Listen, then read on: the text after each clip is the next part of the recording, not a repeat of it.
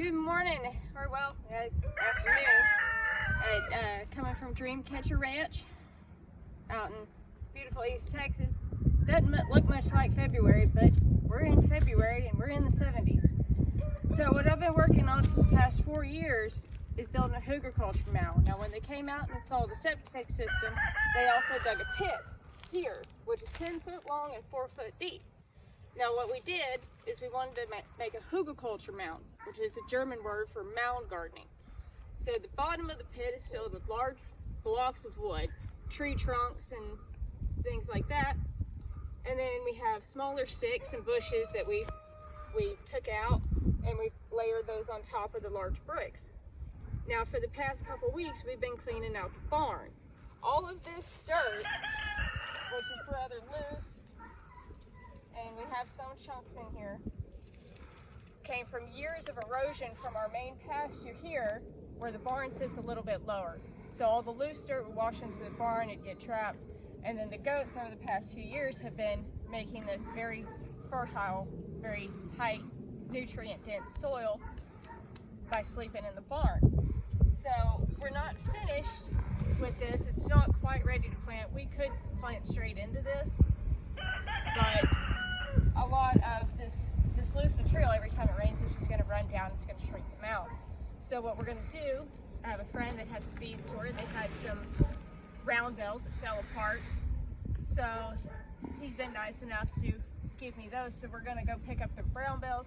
We're going to cover this thing in hay. Then we're going to take some large branches. We're going to layer put those just to keep the hay in place from the wind. And that'll help us with wind and water erosion by not letting everything blow off or wash down. The hay will soak up the water first, then it'll slowly go into the soil, help keep it in place. And because of all the high density organic matter we have in this will act as a sponge. So when we do plant into it over the summer, then as the plants grow, the soil will slowly release water. An ideal hugelkulture mound, you don't water. You just let it rain, and over the course of the growing season, you don't have to water because the soil is holding that much water that it waters the plants for you. So this is going to be what we're going to be mostly planting into over the course of the summer. And our first fun ranch days is going to be right here before Easter. We're going to start on Good Friday and we're going to go all weekend with different events. I have those put up on my Facebook page. Just search Dreamcatcher Ranch TX on Facebook. All the times are listed on my webpage. And hope to see some of y'all come out, support the ranch. We're doing sustainable agriculture, which isn't, not a whole lot of people out here that do it, but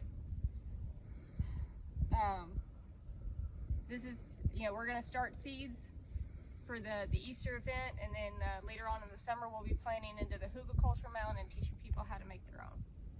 All right, y'all have a good day.